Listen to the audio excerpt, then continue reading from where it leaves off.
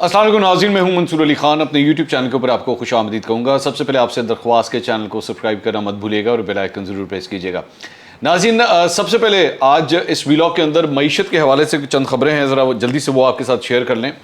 ایک تو جناب بجلی 1 روپے 55 پیسے مزید مہنگی ہو گئی ہے، اور یہ بیسکلی جو گزشتہ مالی سال کی دوسری سہ ماہی ایڈجسٹمنٹ کی مد میں جو ہے وہ یہ اضافہ کیا گیا ہے، اور اس کا اطلاق جو ہے وہ 1 جولائی 2022 سے ہوگا. یعنی یہ اب سے جو آپ کے بلز آ رہے ہیں یہاں سے اس کا سٹارٹ ہوگا، اور یہ بیسکلی یہ جو اضافی وصولی ہے یہ 3 مہینے کے لیے کی جائے گی.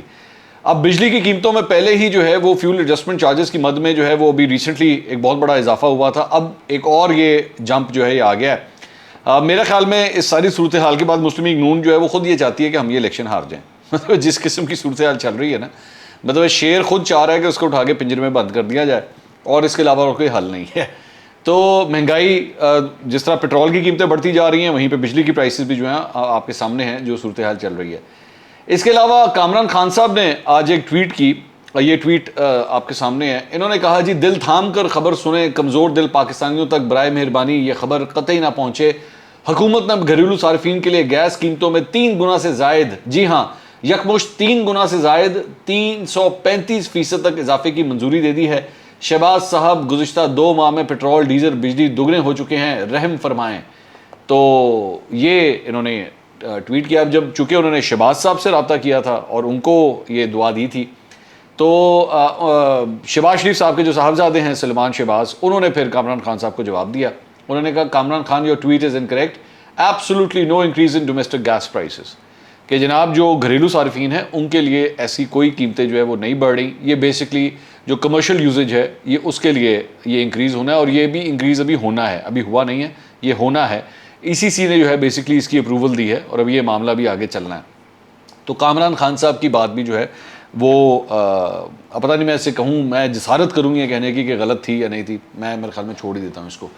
اچھا، جہاں پہ یہ صحافت کی بات ہو رہی ہے تو ایک اور خبر جو ہے وہ یہ بھی آپ کو دے دیں کہ چکوال کی عدالت نے جو ہے وہ عمران ریاض خان کو جوڈیشل ریمانڈ پر پولیس کے حوالے کر دیا، اور لاہور پولیس جو ہے وہ سول لائنز میں درج مقدمے میں انہیں گرفتار کر کے اب لاہور لے آئی ہے. اب جب عمران ریاض خان صاحب جو ہیں وہ عدالت سے باہر نکلے تو اس وقت جو ان کی ویڈیو بن رہی تھی اس کے اندر انہوں نے پاکستان زندہ باد کے نعرے لگائے. اور میں مطلب جو صورتحال دیکھ رہا ہوں پچھلے چند دنوں سے، جس طرح ان کو ایک عدالت سے دوسری عدالت جو ہے وہ شفٹ کیا جا رہا ہے، وہ کلیئر کٹ ایک لگتا ہے کہ یہ ایک ڈیلیبریٹ اٹیمپٹ ہے کہ ان کو خوار کیا جائے، ان کو فرسٹریٹ کیا جائے، اور وہ جسے کہتے ہیں نا ان کا سافٹ ویئر اپڈیٹ کرنے کی کوشش کی جا رہی ہے، اور تاکہ ان کو ایک سبق سکھایا جائے. میں پہلے بھی یہ بات کہہ چکا ہوں اور میں دوبارہ یہ بات کہوں گا، یہ اس قسم کے جو ہتھ کنڈے ہیں یہ کبھی بھی جو بھی یہ کر رہا ہوتا ہے یہ اس کے حق میں کبھی بھی نہیں جاتے، یہ ہمیشہ اس کی مخالفت میں ہی جاتے ہیں، اس کے خلاف ہی استعمال ہوتے ہیں جب بھی ہوتے ہیں. تو عمران ریاض خان صاحب سے آپ لا کے اختلاف کریں، بلکہ میں ابھی جاوید چودھری صاحب بھی جو ہے میں ان کا ایک ویلاگ دیکھ رہا تھا جس میں جاوید چودھری صاحب نے عمران ریاض خان کے بارے میں کہا کہ جی انہوں نے ان کی صحافت کے بارے میں کہا کہ میں ان کی صحافت سے اختلاف کرتا ہوں، اور وہ پارٹی بن چکے ہیں، اور کسی بھی صحافی کو کبھی پارٹی نہیں بننا چاہیے، اور کسی کے لیے اتنی محبت میں اتنا آگے نہیں چلے جانا چاہیے. مثال کے طور پہ اسٹیبلشمنٹ کے بارے میں انہوں نے بات کی کہ جی عمران ریاض خان جو ہے وہ اسٹیبلشمنٹ کو بھی للکارنا شروع ہو چکے تھے، جبکہ یہ کام تو عمران خان صاحب نے بھی خود نہیں کیا تھا، کہ عمران خان صاحب بھی جو ہے وہ اس حد تک آگے نہیں جا رہے تھے جتنا عمران ریاض خان آگے چلے گئے تھے. تو جاوید چودھری صاحب اور عمران ریاض خان صاحب اس وقت ایک ہی چینل میں کام کرتے ہیں، لیکن اس کے باوجود جاوید چودھری صاحب نے جو ہے وہ میں تو سمجھتا ہوں بڑی دلیری دکھائی ہے کہ انہوں نے اس کے باوجود جو ہے وہ یہ کامنٹ کیا، بلکہ انہوں نے ساتھ یہ بھی کہا اپنے ویلاگ کے اندر کہ ہو سکتا ہے اس کے بعد میرے عمران ریاض خان سے تعلقات جو ہیں وہ خراب ہو جائیں، لیکن پھر بھی میں اپنا پوائنٹ آف ویو جو ہے وہ کم از کم دینا چاہتا ہوں. میرا خیال میں کافی حد تک جاوید چودھری صاحب کی بات سے ایگری کرتا ہوں، لیکن اس میں صرف ایک میں ایڈیشن یہ بات کرنا چاہوں گا، کوئی کتنا ہی پارٹی کیوں نہ بن جائے، کوئی کتنا ہی پارٹی کیوں نہ بن جائے، لیکن یہاں پہ سوال جو ہے نا، یہاں پہ اس وقت جو گفتگو ہو رہی ہے وہ سوال یہ نہیں ہے کہ وہ پارٹی بن گئے یا PTI کے کارکن بن گئے یا PTI کے رہنما بن گئے، یہ سوال نہیں ہے اس وقت. وہ صحافی ہیں یا نہیں ہیں ان کو ہمارے سرٹیفکیٹ کی ضرورت نہیں ہے، جس طرح ہمیں کسی کے سرٹیفکیٹ کی ضرورت نہیں ہے نا، اسی طرح عمران ریاض خان کو بھی ہمارے یا جاوید چودھری صاحب کے یا کسی کے سرٹیفکیٹ کی ضرورت نہیں ہے. لیکن اگر وہ PTI کا ورکر ہی ہے اگر آپ ان کو اس طرح بھی تصور کر لیں، کیا کسی سیاسی جماعت کے ورکر کے ساتھ بھی یہ سب کچھ ہونا چاہیے؟ میرا تو یہ سوال ہے. چاہے وہ مسلم لیگ نون کا ہو، پی ٹی آئی کا ہو، یا کوئی بھی ہو. آپ نہ مانیں، اچھا جی آپ عمران ریاض خان کو آپ صحافی نہ مانیں، آپ کہیں جی وہ پی ٹی آئی کا ورکر ہے. چلیں اگر پی ٹی آئی کا ورکر ہے تو بھائی پی ٹی آئی کے ورکر کے ساتھ یہ ہونا چاہیے کہ ایک عدالت سے اٹھا کے دوسری عدالت، دوسری سے اٹھا کے تیسری، تیسری سے اٹھا کے چوتھی. مطلب یہ تو بالکل نظر آ رہا ہے کہ ایک میتھڈ کے تحت جو ہے نا ان کو بیوقوف بنایا جا رہا ہے، ان کو خراب کیا جا رہا ہے. تو ایک ڈیولپمنٹ یہ تھی. جہاں پہ صحافت کی بات ہو رہی ہے وہیں پہ ایک ویڈیو میرے سامنے سے گزری جہاں پہ جمیل فاروقی صاحب جو ہیں وہ ایک کسی احتجاج میں میرے خیال میں کھڑے ہوئے ہیں. پاکستان تحریک انصاف کا یہ احتجاج ہے، اور اس کے اندر کھڑے ہو کے جو ہے وہ آسمہ شیرازی صاحبہ کے حوالے سے جو ہے وہ نعرے بازی کر رہے ہیں. آسمہ شیرازی مرد آباد، آسمہ شیرازی مرد آباد. اب میرا یہاں پہ 2-4 عرض ہیں. ویسے تو جو مرضی آپ نعرے بازی کیجئے، آپ جیسا مرضی کیجئے، لیکن آسمہ شیرازی کا میرے خیال میں شاید جتنا ایکسپیرینس ہے صحافت کے اندر، تو ہم جیسے جونیئر، میں اپنے آپ کو جونیئر کنسیڈر کرتا ہوں ان کے سامنے. ہم وہ لوگ ہیں جو ان سینئر سے سیکھنے والے لوگ ہیں. تو جسارت بھی کس طرح کی جا سکتی ہے، ہمت کس طرح کی جا سکتی ہے کہ اپنے سینئرز کے حوالے سے اس قسم کی لینگویج استعمال کی جائے.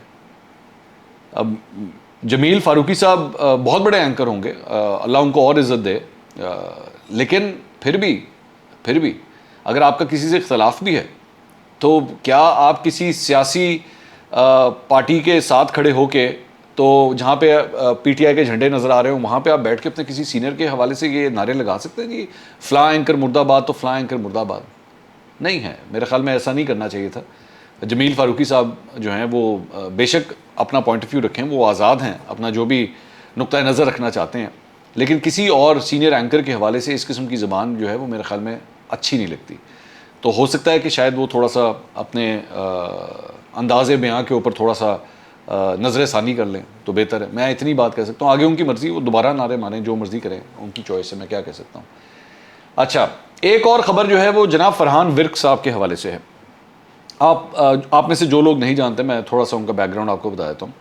فرحان ورک صاحب جو ہیں یہ جب پی ٹی آئی کی سوشل میڈیا ٹیم جو ہے وہ وحشی ہوئی تھی، جب وحشی ہو گئی تھی، تو یہ اس وحشی دور کے سب سے پہلے کمانڈر تھے.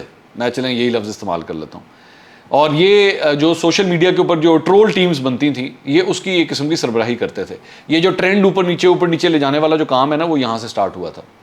یہ فرحان ورک بیسکلی جہانگیر ترین کی ٹیم کا حصہ تھے اور جہانگیر ترین کے گھر کی بیسمنٹ میں کام کیا کرتے تھے، اور ان کے ساتھ اور بھی لڑکے شڑکے وغیرہ یہ کام کیا کرتے تھے.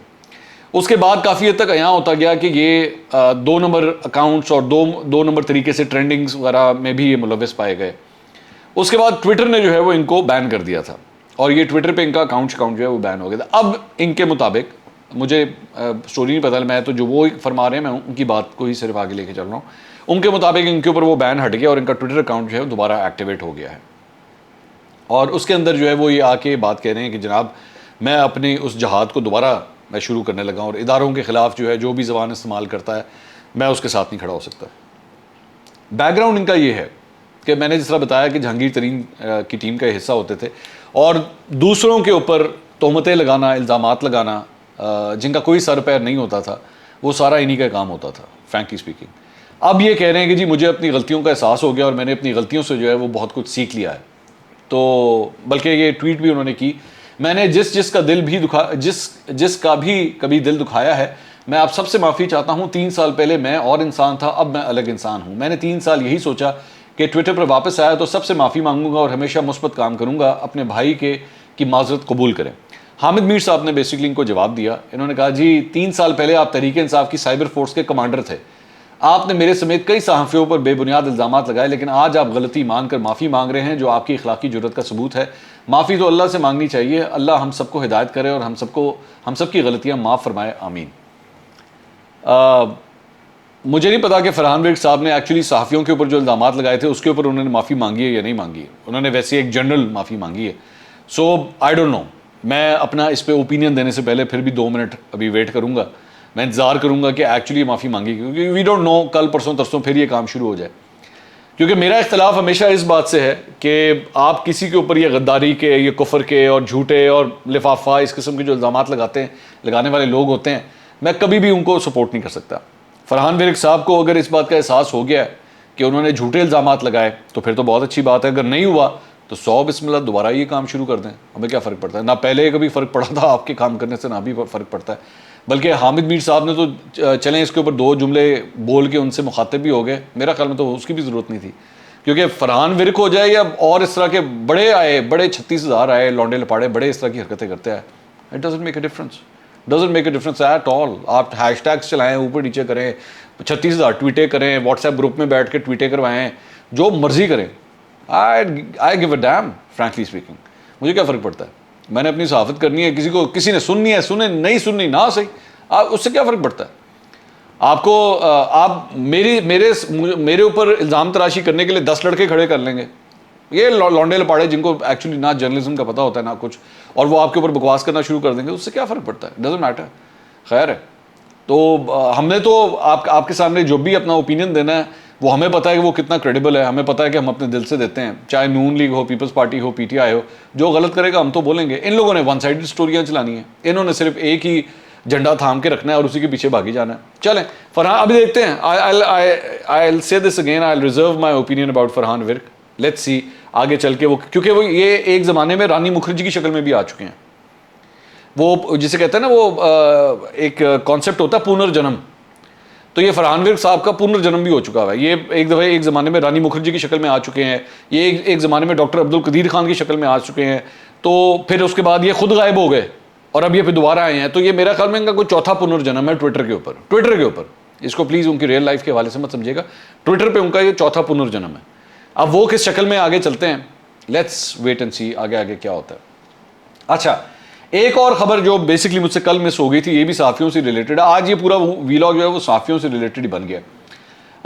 صدر مملکت نے جناب وزیر اعظم کے نام جو ہے وہ خط لکھا ہے اور صحافیوں اور میڈیا پرسنز کے حوالے سے جو ہے ان کی حراسیت اور تشدد کو بڑھتے ہوئے رجحان پر گہری تشویش کا اظہار کیا ہے. میں صدقے جاواں اپنے صدر مملکت دے.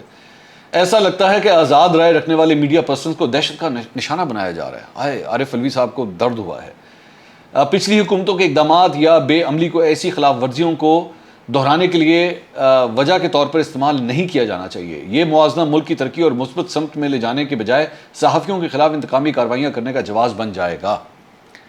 صدر عارف الوی صاحب کہاں تھے آپ جب مطیع اللہ جان کو اٹھایا گیا تھا؟ صدر عارف الوی صاحب کہاں تھے آپ جب رضوان رضی کو گرفتار کیا گیا تھا؟ عارف الوی صاحب آپ کہاں پہ تھے جب ابصار عالم کو گولیاں ماری گئی تھیں؟ عارف الوی صاحب کیا آپ سو رہے تھے جب اسد علی طور کے گھر میں جا کے اس کے اوپر تشدد ہوا تھا؟ کہاں ہوتے ہیں صدر مملکت صاحب؟ آج اتنے سالوں کے بعد اپنے خوابوں کی دنیا سے کس طرح باہر نکل آئے؟ صرف اس لیے کیونکہ آج جو آپ کے پسندیدہ صحافی ہیں ان کے ساتھ ظلم و ستم ہو رہا ہے، اس لیے؟ کیسا دوگلاپن ہے صدر مملکت صاحب؟ کہیں ایسا تو نہیں ہے کہ آپ چونکہ ایک ڈینٹسٹ ہیں اور ڈاکٹر ہیں اور غلطی سے کوئی ایسا انجیکشن لگ گیا تھا اینستھیزیا کا کہ جس نے اب اتنے سالوں کے بعد آپ کو دوبارہ آپ کو وہ ہوش میں لے کر آئے ہیں اور اب آپ کو احساس ہوا اچھا پاکستان میں یہ سب کچھ ہو رہا ہے؟ کاش آپ نے پہلے، میں یہ نہیں کہہ رہا کہ آپ نے جو لکھا ہے وہ غلط ہے، میں بالکل اس بات کے ساتھ کھڑا ہوں. کوئی بھی صحافی ہو میں اس کی آزادی اظہار رائے کے ساتھ کھڑا ہوں، لیکن افسوس ان لوگوں کے اوپر ہوتا ہے جو اب جا کے جاگے ہیں. ان کے اوپر بھی افسوس ہوتا ہے جو اب جا کے سو گئے ہیں. وہ نون لیگ والے جو اب جا کے سو گئے ہیں، جو پہلے آزادی اظہار رائے کے بیٹھ کے پرچار کرتے تھے. یہی مریم نواز جو ہے بیٹھ کے اپنی ہر تقریر کے اندر صحافیوں کے لیے کتنی بڑی وہ چیمپئن بنا کرتی تھی کہ جناب میں آزاد صحافت کے ساتھ کھڑی ہوں. آج ان کے اپنے دور کے اندر، نون لیگ کے اپنے اتحادی دور کے اندر جو ہے یہ کیا ہو رہا ہے صحافیوں کے ساتھ. تو ہمیں اچھی طرح پتہ ہے کہ یہ جتنے سیاستدان ہوتے ہیں ان کا آزادی اظہار رائے اور انسانی حقوق ان سب چیزوں کے لیے ایک آن آف کا سوئچ ہوتا ہے. یہ حکومت میں آ کے ٹک آف ہو جاتا ہے اور یہ اپوزیشن میں جا کے ٹک آن ہو جاتا ہے. ہمیں سب پتہ ہے لوگوں کے لیے مہنگائی ان کو کتنا چبھ رہی ہے، اپوزیشن میں ٹک آن ہو جاتا ہے، حکومت میں ہوتے ہیں تو یہ ٹک آن آف ہوتا ہے. جس طرح عمران خان صاحب نے نہیں کہا تھا مجھے تو آلو پیاز کے ریٹ میں یہ معلوم کروں گا بیٹھ کے. آج آپ یقین کریں آپ ان سے جا کے پوچھ لیں پوری یوٹیلٹی اسٹور کی لسٹ ہونی ہے ان کے پاس. گھی کتنے کا ہے، صابن کتنے کا ہے، آلو کتنے کا ہے، پیاز کتنے کا ہے، ٹماٹر کتنے کا ہے، بینگن کتنے کے ہیں، ہر چیز کا ریٹ آج عمران خان صاحب کو پتا ہوگا. لیکن جب حکومت میں تھے تو ساری چیزوں کو ٹی وی پہ دیکھ کے پتہ لگتی تھی. اچھا ڈالر کا ریٹ بڑھ گیا، اوہو ہو. انہوں نے خود ایک دفعہ کہا, انہوں نے کہا کہ میں ایک دفعہ ٹی وی کو, انہوں نے ایک واقعہ شیئر کیا تھا, آپ جا کے دیکھ لیجیے گا. انہوں نے کہا میں بشرا بی بی کے ساتھ ایک دفعہ بیٹھا ہوا میں ٹی وی دیکھ رہا تھا, تو بڑا ایک افسوسناک واقعہ سامنے آیا, اور ایک خاتون کے ساتھ پتہ نہیں کچھ تھا, کوئی اس طرح کا کوئی انسیڈنٹ ہوا تھا. تو میں نے بشرا بی بی کو کہا کہ دیکھو کتنا افسوسناک واقعہ ہے. تو بشرا بی بی نے مجھے کہا آپ ہی وزیر اعظم ہیں, آپ ہی اس ملک کے وزیر اعظم ہیں, جناب ہوش کریں ذرا تھوڑا سا. تو یہ ہوتا ہے, یہ کوئی فرق نہیں. نون لیگ بھی اب ہوا ہے نا, بٹن آف ہوا ہے, کوئی مسئلہ نہیں. یہ کل کو جب جائیں گے حکومت سے نکلیں گے, ٹک ان کا بھی بٹن آن ہو جائے گا.